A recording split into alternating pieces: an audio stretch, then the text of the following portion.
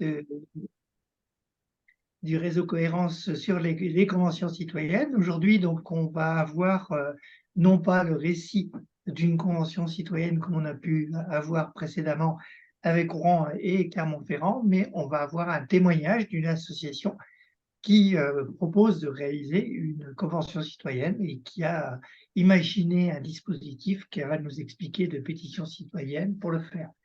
Voilà, donc je laisse la parole à Solène pour nous parler dans 2 minutes aussi de ce groupe de travail du réseau Cohérence. Oui, donc bonjour à toutes et à tous et merci d'être là aujourd'hui. Donc c'est le 4e webinaire qu'on organise. Effectivement, dans un cycle de webinaires, on a lancé un groupe de travail de réflexion sur soutenir, promouvoir les conventions citoyennes locales en Bretagne.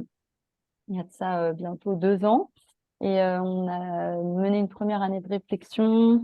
Il y a un an, un peu moins, en décembre 2022, on a sorti un appel et une publication sur comment, pourquoi soutenir des conventions citoyennes locales en Bretagne. Et suite à ça, il y a un groupe voilà, régional qui s'est monté, là, qui est constitué, donc, dans lequel il y a notamment Michel et plusieurs voilà, de qui est présente à ce webinaire. Et donc, on est plusieurs, un peu partout disséminés en Bretagne, à soutenir et défendre l'idée et le processus des conventions citoyennes. Euh, et voilà, on organise ces webinaires notamment pour apporter de la matière à réflexion et donner à voir aussi ce qui se fait ailleurs. Donc, des conventions citoyennes locales ailleurs qu'en Bretagne et notamment sur les enjeux climat, transition écologique. Et donc là, on est très intéressé pour découvrir la démarche de pétition pour une convention citoyenne sur le sujet de Pentel à Brest. Donc, voilà, merci de nous présenter ça aujourd'hui. Et donc, je laisse la parole à l'association qui présente la démarche. Bon, je commence ou quoi? Eh bien, vas-y, même. Ok. Marif Loussoine, donc je suis dans l'association. Michel Briand est également dans l'association. Et en plus, donc, il est dans votre réseau.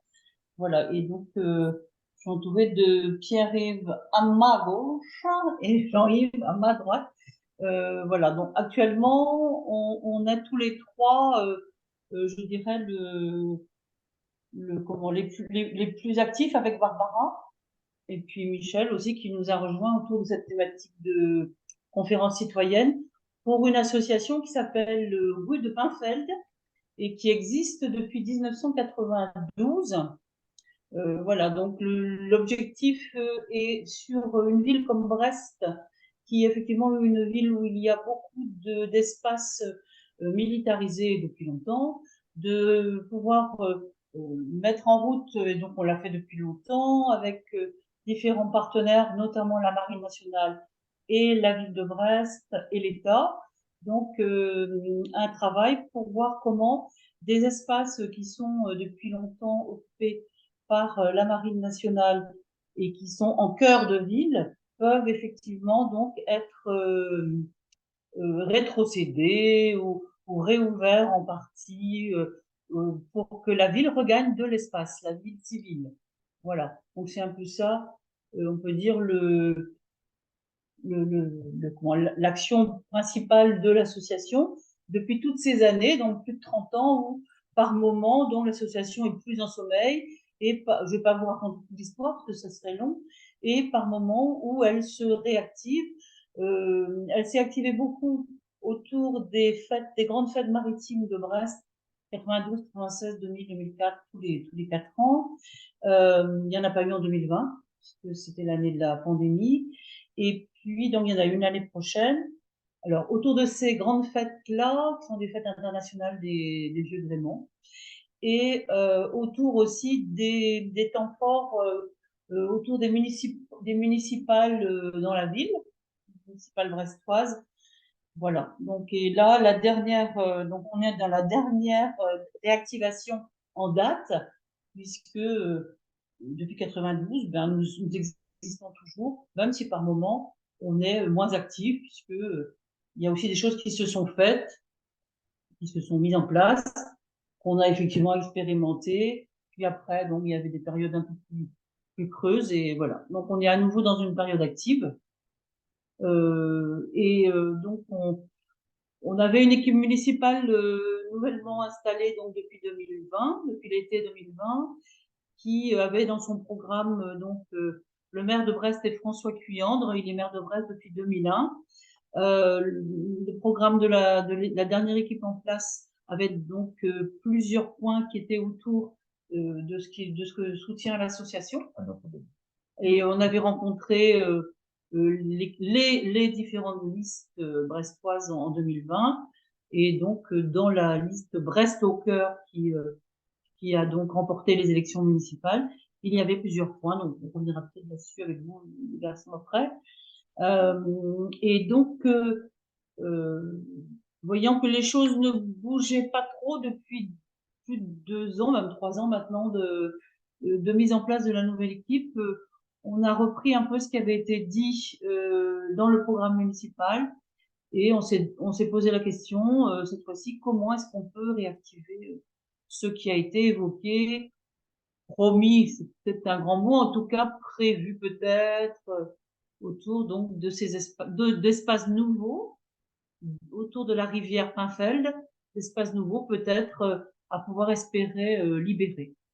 Voilà. Donc et donc après tu vas peut-être parler des supports.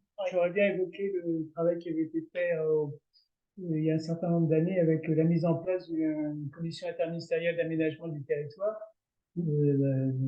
Oui, dans une période dans laquelle vous avez été actif, notamment puisque Dominique Bonnet était au gouvernement, il y avait eu un lien qui était possible. Et cette commission interministérielle a débouché sur une commission locale qui a permis d'ouvrir au moins deux lieux, donc le port du château, ce qu'on appelle le port du château, et les Capucins, donc des anciens ateliers. Et donc, on s'appuie aussi là-dessus parce que la ville met ça en évidence pour son image. Et c'est bien un effet du travail qui avait été mené dans les temps précédents. Et puis l'autre temps fort, c'est aussi la venue à Brest de Paola Vigano, donc une architecte urbaniste qui a travaillé avant les municipales, 2018-2019, et là aussi qui a pu montrer qu'il y avait à la fois sur les méthodes et à la fois sur le résultat des choses qui étaient faisables. Et donc c'est à partir de ces éléments-là qu'on a sollicité les différentes équipes au moment des municipales, et puis dans les engagements de l'équipe qui a été élue, il y avait des choses qui étaient listées pour la première moitié de mandat, et la première moitié de mandat passée, on a pu constater que rien n'avait été fait. Donc, le souhait a été d'aller de l'avant. Donc, on a sollicité à la fois le maire pour lui demander les rendez-vous, donc on a pas eu de réponse. On a sollicité aussi les deux coprésidents de la commission PAFET, c'est-à-dire le président de Brest Métropole et le préfet du Finistère. On n'a pas eu de réponse non plus. Donc on s'est saisi d'un outil qui a été mis en place depuis les dernières municipales, qui s'appelle une pétition citoyenne. Et donc on est en phase. On a déposé notre demande, il y a 2 mois d'études techniques, après il y aura 4 mois de signature. Et donc, cette demande, pour nous, c'est la mise en place d'une convention PAFEL. Convention citoyenne. Oui, une convention citoyenne pour travailler justement sur ces questions de partage de l'espace entre la ville, la marine, etc. Puisque selon les rencontres qu'on a avec des interlocuteurs divers, il y a des choses qui sont faisables. Et donc, nous, on voudrait passer à une étape de concertation et de mise en œuvre de projets. Est-ce que tu peux expliquer, ou là entre vous, ce qu'est la pétition citoyenne, comment fonctionne ce dispositif et quelles sont les différentes étapes? Donc, l'outil qui a été mis en place par la ville, qui s'appelle pétition citoyenne, donc on doit proposer un sujet. Donc, l'objectif, c'est que ce sujet soit débattu en conseil municipal. Donc, le planning qui est mis en place, c'est on dépose une demande. Pendant 2 mois, il y a une étude pour voir si la demande rentre bien dans les clous enfin, que ce soit bien dans les compétences de la ville. On ne peut pas demander une pétition citoyenne sur un sujet qui a rien à voir avec leurs compétences. Et puis après, donc les 4 mois, là, on se débrouille pour trouver au moins 2000 signatures. Après, s'il y a d'autres pétitions, il faut être aussi dans les premières. Et au-delà de cette période, si on a le nombre de signatures nécessaires, le maire peut, mais n'est pas obligé, peut mettre en débat cette question au conseil municipal. Donc, il peut, il n'est pas obligé. Donc, nous, ce qu'on voudrait, c'est que ce sujet aille jusqu'à son terme et qu'on puisse y avoir un débat. Et pour booster un peu cette possibilité, on a lancé cette fois-ci une pétition donc pour collecter des signatures et pour être sûr qu'il y ait du monde qui soit derrière et qui soit avec nous pour que, au cas où on ait rempli toutes les règles et que le maire décide de ne pas mettre ce sujet au conseil municipal, qu'on puisse à nouveau mettre les éléments sur la table pour dire qu'est-ce qui bloque, quoi. On t'entend plus. Donc, pour le moment, vous avez quand même démarré en parallèle une pétition. Et vous pouvez peut-être nous parler aussi des réactions des Brestois lors de la première séquence de recueil de signatures samedi dernier. Donc, on a recueilli en 8 journées, entre 11h et 16h, environ 120 signatures, 121 exactement. Alors, pas toutes brestoises, quelques-unes étaient extérieures à la ville. Et très majoritairement, les gens signaient des deux mains. Il n'y avait aucune objection. Et il y avait même un soutien massif de la plupart des gens qui ont été sollicités. Il y en a quelques-uns qui se sont défilés, enfin qui n'ont pas accepté de signer la pétition, non pas par opposition au projet qu'elle soutient, mais parce que ils étaient employés par Naval Group, donc par une entreprise qui travaille sur la réparation navale, et qu'ils craignaient des ennuis à la suite éventuellement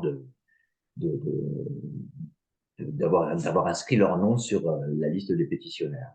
Mais c'était vraiment un accueil sans problème. Il y avait une très très large majorité des gens qui allaient dans notre sens. Donc l'objectif, c'est d'atteindre dans un deuxième temps avec la vraie pétition, parce qu'il faut aussi que les services de la mairie acceptent de prendre en compte la pétition. Ce sera bien de recueillir 2000 sur la pétition officielle du site de la ville, c'est ça?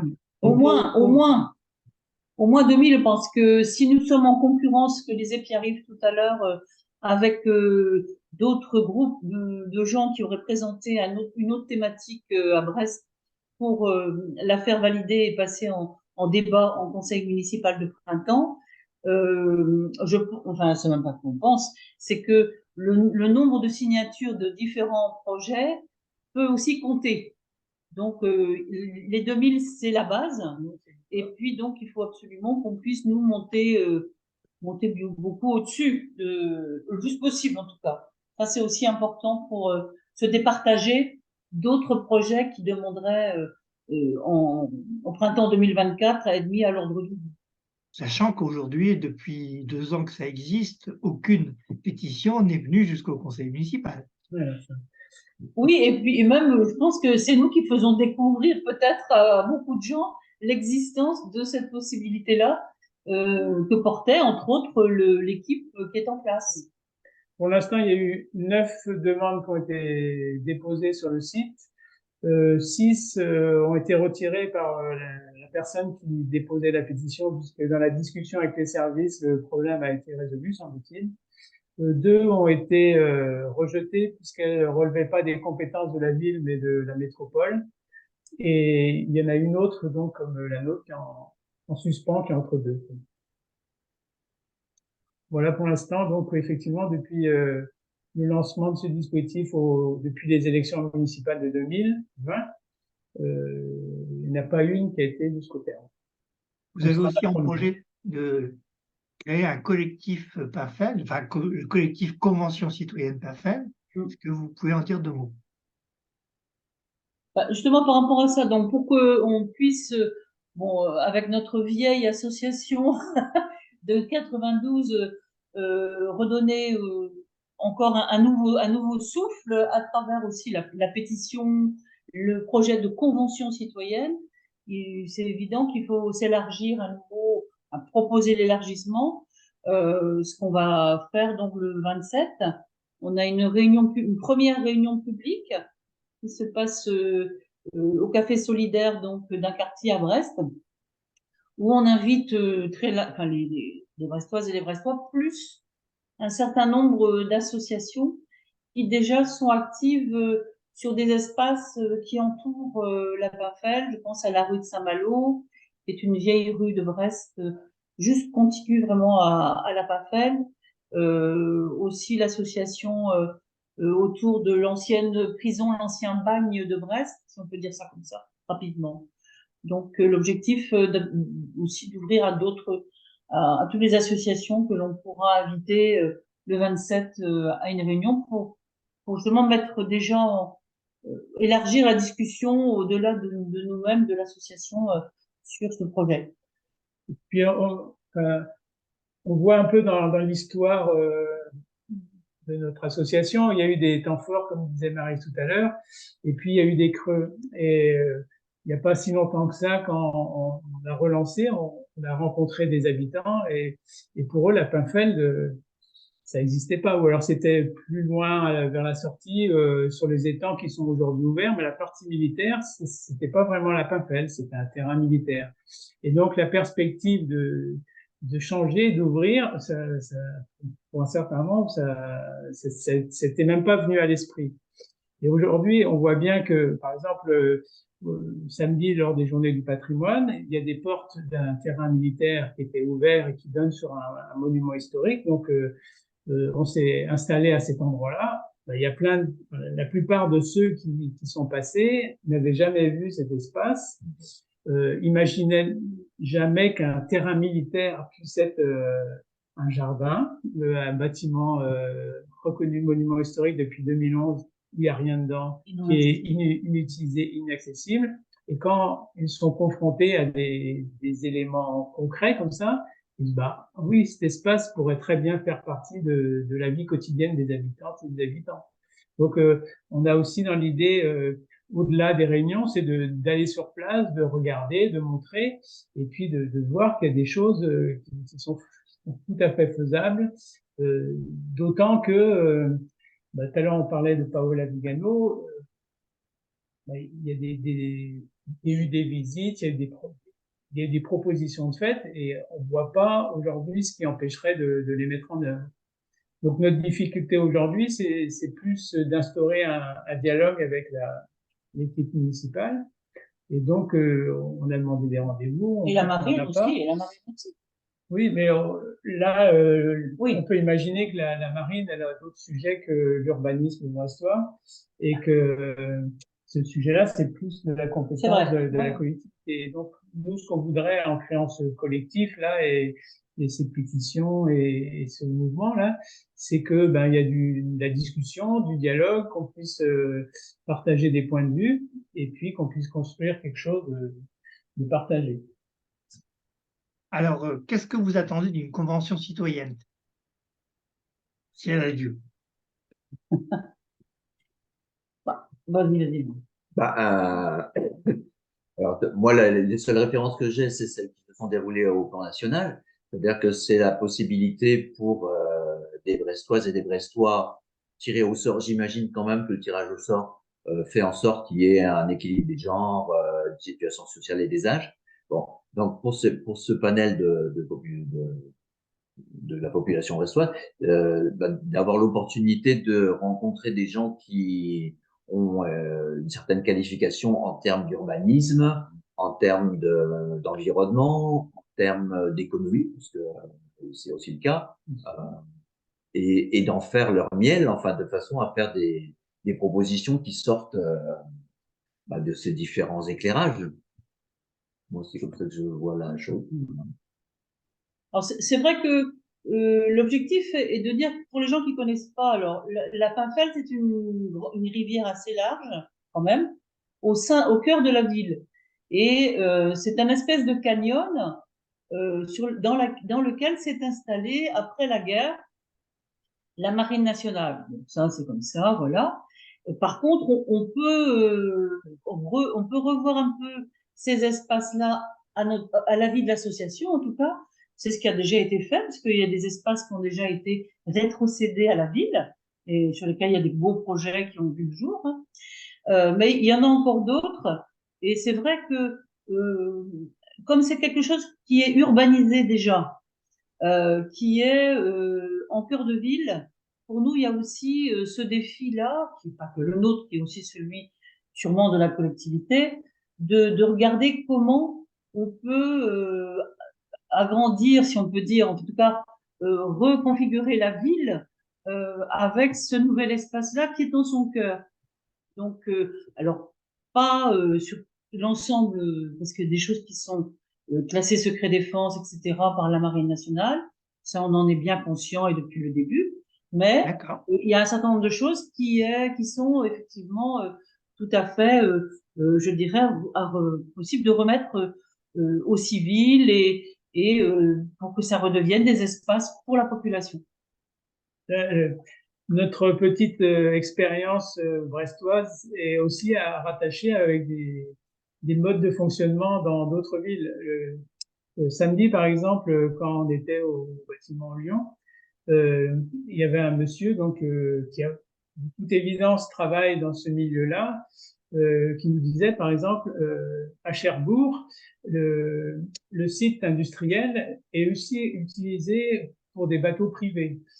À Brest, ça avait été un sujet évoqué avec un préfet maritime il y a un certain nombre d'années. Il était favorable à ce que les cales de radeau, par exemple, puissent être utilisées par des entreprises privées. Aujourd'hui, on ne peut pas en parler, alors que ça se fait à Cherbourg, par exemple, qui est aussi un terrain militaire.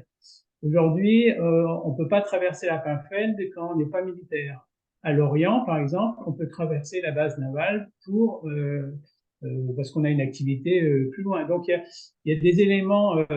Donc, on devrait sortir de cette. Alors, je ne sais pas si c'est une opposition ou cet accord local pour imaginer autre chose et pour regarder ce qui se passe ailleurs et donner des idées, quoi. Donc, pour nous, la convention citoyenne, c'est aussi de regarder ce qui se passe ailleurs pour voir comment ça peut enrichir le projet brestois. Ouais.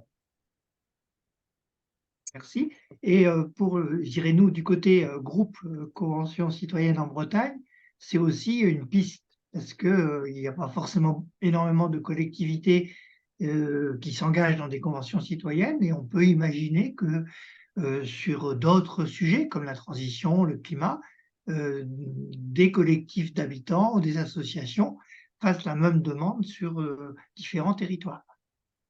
Bien sûr. De toute façon, enfin, il y aura fatalement une dimension autour de la transition, autour de la non-artificialisation des sols. Là, sur les quais de Pinfeld, il y a énormément d'espaces qui sont des friches, c'est-à-dire qui ne sont pas utilisés par la Marine nationale ni par Naval Group. Donc, ce sont des espaces qui sont tout à fait intéressants, soit à revégétaliser, soit à utiliser en cœur de ville plutôt que de voir la ville s'étendre en périphérie. Et un élément qu'on n'a peut-être pas évoqué, c'est qu'on parle de la rivière, mais c'est une rivière dans laquelle les marées agissent. La mer rentre dans la rivière. Donc, sur le port de commerce civil, il y a des réflexions sur la montée des eaux. Eh bien, la Pinfeld est intégrée aussi dans ces réflexions, puisque la montée des eaux, elle se limite pas juste à la mer, elle rentre aussi dans la terre. Donc, c'est tous ces éléments qui sont à prendre en compte aussi sur l'avenir de ces espaces. Les choses bougeront malgré tout le monde, puisque ça sera climatiquement des nouvelles façons de voir les choses, la nature et tout ça agir. Donc c'est vrai que c'est important de mettre ça dans la réflexion aussi. Voilà. Merci. On va peut-être passer au temps de questions. Peut-être que Solène, on arrête l'enregistrement maintenant. Et puis, comme on n'est pas très nombreux, Solène, Christian, Dominique, si vous avez des questions, on passe un petit peu à un échange plus informel. Ok, je coupe l'enregistrement. Merci.